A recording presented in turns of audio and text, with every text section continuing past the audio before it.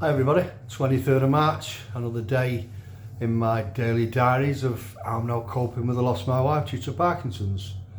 I had an okay sleep again last night and got my wake up nudge at 4 again this morning. So somebody's trying to tell me something, isn't they, at that time. I just wish they'd tell me instead of keep nudging me, waking me up. Probably Angie though, yeah, just doing it on purpose. So I was up and I was at the gym for 9 or just after 9 again. Had a right laugh with a couple of fellas in the changing room though afterwards, because one fella was saying how he didn't know how to use the washing machine. He's only, and since he lost his wife, the three of us all lost our wives. But even now, he said he just puts everything in the washer and just uses the one program and just presses go. The other fella said he can't cook, so unless he's having something on toast, that's all he has. So he goes out every day and has a meal out, day to day, dinner time cooked meal. I said I didn't even know how to use the switch the Hoover on the other week, and I come that close to phoning cleaner up, asking her where the bloody on-off switch was. Talk about three useless men. I was probably the most domesticated of the three of us. At least I can now cook, and I can use the washing machine, but even, to be honest, even I just use the one program on the washing machine, the same program for everything. But I do put whites in on their own and colours in on their own, so it's just easy just to use that one program. But while I was in the gym, I was on treadmill and I got a call off Marilyn, so I rung her back once I'd finished. And she'd got an appointment to go and see Ches at the hospital, the hospital morgue at 1 o'clock. So I got done and got out and so I went and picked her up at 12ish and took her over there. Same hospital as where what Angie was in, and for them couple of weeks prior to the couple of weeks she'd bringing her home. And again, it just got my mind wandering all over the place and just thinking back them last few weeks I had with her. Marilyn did ask, are you okay going there? To be fair, she did ask me. And I just said, yeah, Marilyn, I have to be, don't I? So it was, what's the point in saying, sorry Marilyn, I can't go because it's bringing too many memories back. That's just putting things off, innit? It's just kicking the can further down the road. So you have to do these things. Gotta be strong, for myself, as well as that, trying to be strong for Marilyn, but I've got to be strong for me and push through these obstacles that are going to come at me. Anyway, I sat waiting for her. I didn't go in to see him. I said, no, that's something I don't do. I don't like the idea of seeing people in a coffin. And apart from Angie, that didn't bother me. Strange that, innit? Strange how that didn't affect me. But seeing anybody else, I know it would do.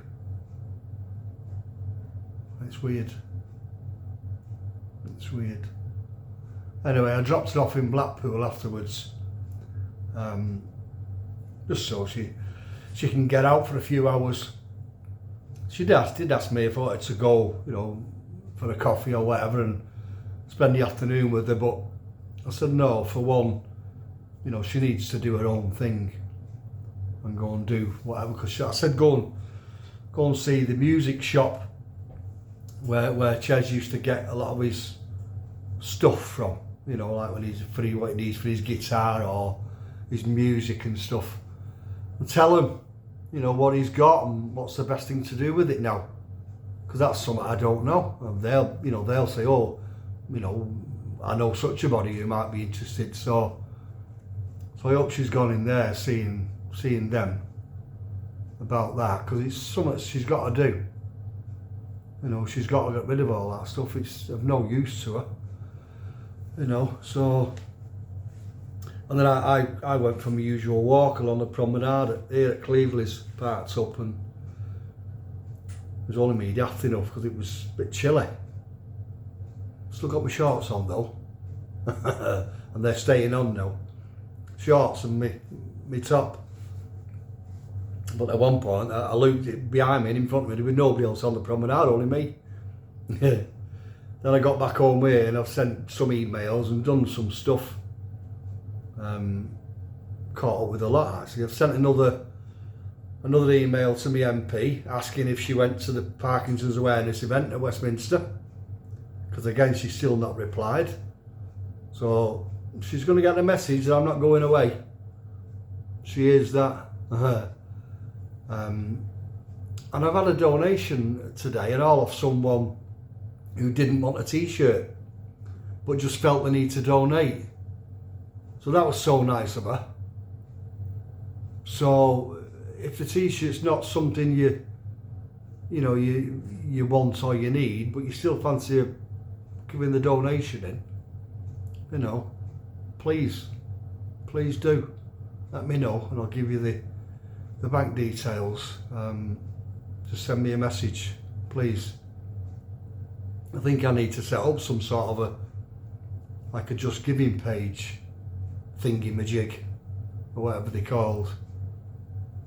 I'll have to get my granddaughter to help me with that one. Remember, I'm 29 now. Getting on a bit now for doing that sort of stuff. And I have been looking at the fundraising walks this afternoon as well. And I'm going to do I've decided I'm going to get the fundraising for the UK Parkinson's Nurse Appeal. It's going to fund, it's trying to get 9 million quid to fund some extra Parkinson's nurses, because believe it or not, there's over 30,000 people in the UK alone living with Parkinson's that don't have access to a Parkinson's nurse. Now that's got to be sorted out. That's just not right. It's not right. And it shouldn't really be up to donations neither, of people trying to pay for them. How effing ridiculous is that? That's got to be sorted. It's got to be that. That's wrong. And yet you get people coming into the country illegally that get access to any doctor or specialist that oh, don't get me going. Right, mate, be quiet. Don't get me going down that road, please. Ooh, it boils me blood. It boils me blood. Over 30,000 people living with Parkinson's, and they haven't got a Parkinson's nurse because there ain't enough Parkinson's nurses around. And it's up to the likes of Parkinson's UK and fundraisers to try to pay the wages of, ooh. Right, Mark, be quiet. There's my t-shirt. I brought one with me tonight because I keep forgetting. So there's my t-shirts that I'm doing and raising a £5 for everyone that gets sold to go to Parkinson's UK. Yeah, so please, if you want one, you can either get them on eBay, go on eBay and pick, you know, or let me know your size, your colour, whether you want that t-shirt, which is like the male t-shirt, or the ladies t-shirts now, they're available. So size, colour, men's or ladies, and your address, and I'll get it sorted for you. I'll give you the bank details for you to pay into. If 15 quid plus £3 postage again. So thanks a lot for all your messages and your support again. Much appreciated. And thanks for listening to me rants at times. Thanks for listening to me rants. Once I decide which walk I'm going to do, because they're all sort of June and July, which aren't that far away. But I want to do because there's some short walks, but I want to do a minimum of a 10k, a minimum. But I'd like to pick one round about sort of early June, because our wedding anniversary is June the 2nd, or if possible, July the 5th. That was Angie's birthday. So either of them 2 dates would be good. But obviously I've got to pick them, within travelling distance. It's no good picking, if they're a million miles away. So I'll let you know which one I'm going to pick, because I do need to sort of get it organised now and get registered. And then they automatically set up a Just Giving page thingy-majig or whatever they're called. They do it on behalf, and then I can let you know. Yeah, right, so I'm rambling a bit now. So again, thanks a lot. Press your like buttons, follow me, repost these videos on. Let's get this info out there. And I will do another one tomorrow. So as per usual, you take care now. Bye.